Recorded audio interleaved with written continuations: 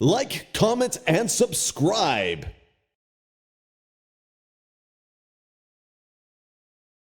की शादी निर्मला नाम की लड़की से हुई थी। निर्मला गांव की लड़की थी।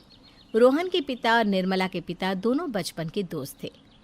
उन्होंने बचपन में ही एक दूसरे से वादा कर लिया था कि दोनों बच्चों के बड़े होते ही उनकी शादी करवा देंगे। इसलिए वादे के अनुसार रोहन के पिता निर्मला को अपनी बहू बनाकर घर ले आते हैं। निर्मला अपने साथ अपनी गाय भी लेकर आ जाती है और उसे घर के आंगन में बांध देती है। अरे ये क्या माँ, भाभी तो गाय भी लेकर आई हैं हमारे घर में। अभी घर में गाय बंधी देखकर आस पड़ोस के लोग तो हमारा मजाक उड़ाएंगे ना। हाँ बेटा, तू ठीक कहती है, लेकिन क्या करूँ मैं। तू तो जानती है तेरे पिता किसी की नहीं सुनते। अरे ये क्या निर्मला, तुम अपने साथ गाय क्यों लेकर आई हो?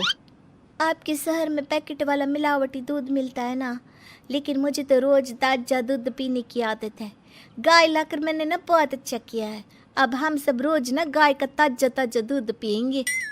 अरे ये सब तो ठीक है, लेकिन तुम ध्यान रखना कि तुम्हारी गाय की वजह से आस पड़ोस के लोगों को कोई तकलीफ ना हो। हाँ हाँ, मैं सब देख लूँगी, आप चिंता ना करें। कुछ दिन बीत जाते हैं। फिर एक दिन, चल बहू, आज हमें बाजार से सब्जी खरीदने जाना है।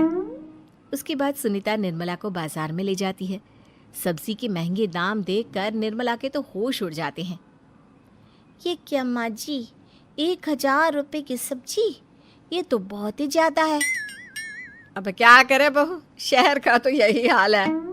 ना ना ना, मैं इस तरह पैसों की बर्बादी बर्दाश्त नहीं कर सकती। अब से ना हम इस बाजार से सब्जी नहीं खरीदेंगे। हाँ। फिर अगले दिन निर्मला घर के आंगन की मिट्टी खोद कर वहाँ तरह तरह की सब्जियाँ लगा देती है। अरे काव्या, तेरी भाभी तो बहुत अजीब है। उसने तेरे पूरे आंगन को खेत बना कर रख दिया। मेरी समझ में नहीं आता तुम लोग इस लड़की को कहाँ से पकड़ कर लाए हो। अरे सब मेरे पिताजी का किया धरा है।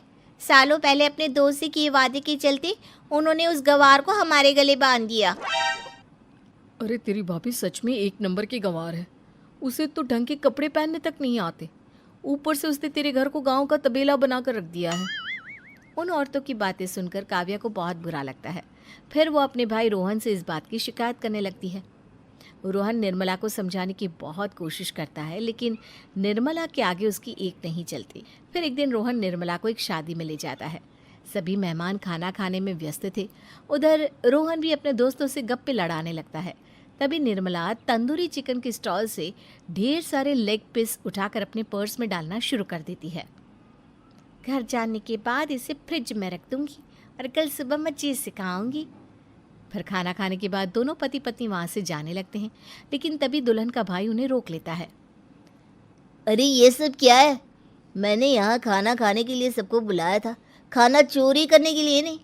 तुमने पर्स में जो चिकन के लेग पीस छुपा रखे ना, चलो बाहर निकालो उन्हें।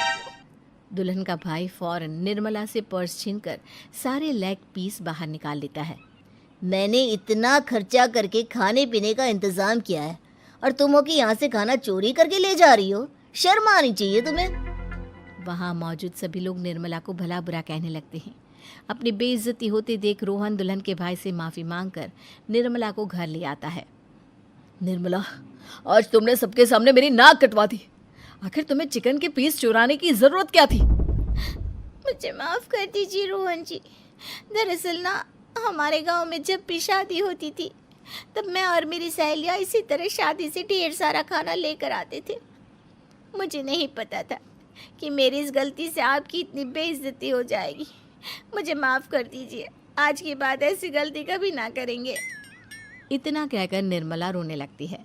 निर्मला को रोते देख रोहन का दिल पिघल जाता है और उसे माफ़ करके गले लगा लेता है। इस तरह कुछ दिन बीत जाते हैं। फिर एक दिन रोहन उदास होकर घर लौटता है। रोहन के कपड़े बुरी तरह फटे हुए थे। अरे बेटा, ये सब क्या है? किसी के साथ मारा पीटी हो गई है क्या? नहीं माँ, आज हमारी ज़िंदगी का सबसे बुरा दिन है। म्यूनसिपालिटी वालों ने हमारी दुकान तोड़ दी। आज से हमारी आमदनी पूरी तरह बंद हो गई। हे भगवान, हमने तो किस्त पर ढेर सारा सामान ले रखा है। अब हम सारे सामान की किस्त कैसे चुकाएंगे? मेरी तो सोचने समझने की शक्ति ही खत्म हो गई। पता नहीं आगे हमें और कितनी मुसीबत झेलनी पड़ेगी। आप सबको ना चिंता करने की जरूरत ना है, मैं सब ठीक कर दूंगी। तो कहना क्या चाहती है बहू? हम ना बोल कर नहीं बल्कि करके दिखाएंगे। हाँ। उसके बाद निर्मला अपने पिता को फ़ोन करके गांव से 5 गाय मंगवा लेती है और फिर अगले दिन निर्मला सभी गायों का दूध निकाल कर बड़े बर्तन में भर लेती है। तुम ये सब क्या कर रही हो निर्मला? मेरी तो कुछ समझ में नहीं आ रहा। हम ना इन गायों का दूध बेचने जा रहे हैं, उसके बाद हमारे पैसों की समस्या खत्म हो जाएगी। हे भगवान, बस यही दिन देखना बाकी रह गया था। भाभी दूध वाली बनकर दूध बेचेंगी तो मोहल्ले में इज्जत क्या रहेगी हमारी? सभी लोग हमें तरह तरह के ताने मारेंगे।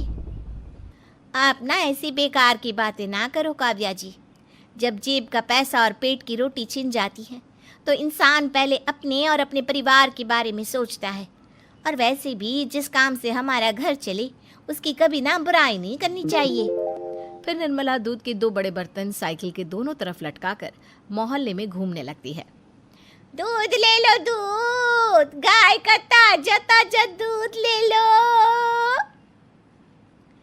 बिना मिलावट का शुद्ध दूध ले लो। चलो चलो आओ भाई, जल्दी ले लो। तभी निर्मला के पास कुछ औरतें आती हैं।